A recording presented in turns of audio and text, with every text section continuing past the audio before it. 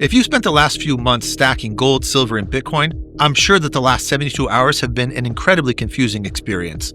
But to understand the nature of the trap, one must first understand the true cost of obtaining real clarity. The U.S. government spent a decade unlawfully prosecuting him, only to be forced to acknowledge he is, quote, a top hedge fund manager with top results in the world. It brings me no pleasure to witness the destruction of wealth, but the trap was set a long time ago. By every rule in the de-dollarization playbook, the invasion of Venezuela should have sent gold soaring, and it should have essentially spelled the end of the dollar. Instead, on the eve of the invasion, metals crashed, and the dollar rallied. The crowd bought insurance for a house fire, forgetting one incredibly important and critical detail. The arsonist? The arsonist owns the insurance company.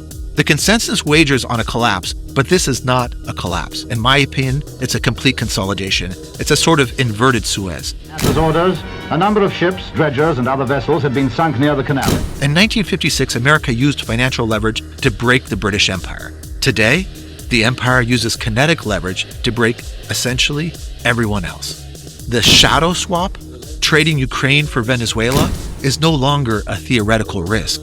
It is a liquidation event. $17 trillion in collateral is being seized to shore up a balance sheet that mathematics simply can no longer sustain. Russia can get all the oil they need from us. And the pathology? The pathology goes deeper than just oil. Look to the Arctic. Look at Greenland. Why the sudden obsession with this gigantic sheet of ice? Because the DeepSeek AI shock that we all witnessed last January exposed a frailty in the technological moat. The cold is required to cool the machines, the machines of the surveillance state.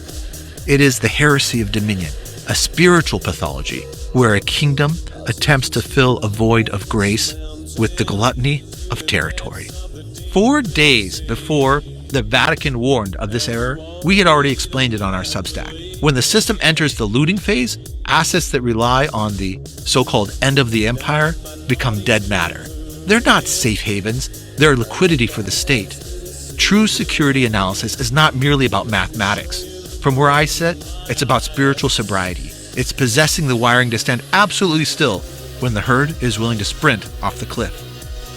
I would say, don't become the collateral. Clarity, in my opinion, is the only true edge.